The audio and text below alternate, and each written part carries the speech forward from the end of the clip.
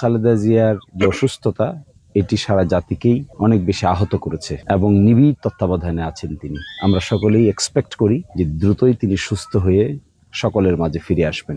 যে যত মতবিরোধী থাকুক না কেন, বেগম খালেদা জিয়া যখন সকলকে আহ্বান জানান তখন সকলেই একমত হয়ে বিভিন্ন রাজনৈতিক ক্রাইসিস মোকাবেলার উদ্যোগ গ্রহণ করেন। সুতরাং উনার এই অসুস্থ অবস্থা থেকে দ্রুত সুস্থতা লাভ করুন, আল্লাহ ওনাকে শিফা দান করুন এবং আমরা এক্সপেক্ট করব এর মাধ্যমে তিনি বাংলাদেশে নতুন করে অবদান রাখার মতো একটি সুযোগ তৈরি হোক, ওনার সুস্থতা ফিরে আসুক, দেশেই চিকিৎসা হোক কিংবা দেশের বাইরে যেখানেই চিকিৎসা হোক না কেন, ওনার রোগ মুক্তিই সকলের কাছে একমাত্র কাম্য বিষয়। তারেক রহমান একটা বিষয় বলছে, আমার জানা মতে আর কোনো মামলা নাই, আমি জানি না আর কোনো মামলা আছে কিনা, কিন্তু আমি মনে করি যদি অন্য কোনো কর্তৃপক্ষের কোনো বিষয় থাকে তাহলে সকলেই তাকে সহযোগিতা করা উচিত, যেন উনি দেশে আসতে পারেন এবং তিনি মায়ের সাথে সময় কাটাতে পারেন এবং তার মাকে নিবিড়ভাবে তত্ত্বাবধান করার সুযোগ তিনি পান।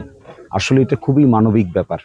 একজন বাংলাদেশের সাবেক প্রধানমন্ত্রী, তিনি আইসিইউতে আছেন, জীবন মৃত্যু সন্ধিক্ষণে আছেন, তার আত্মীয় স্বজন ছেলে সন্তানেরা তার পাশে থাকবেন, এটাই স্বাভাবিক।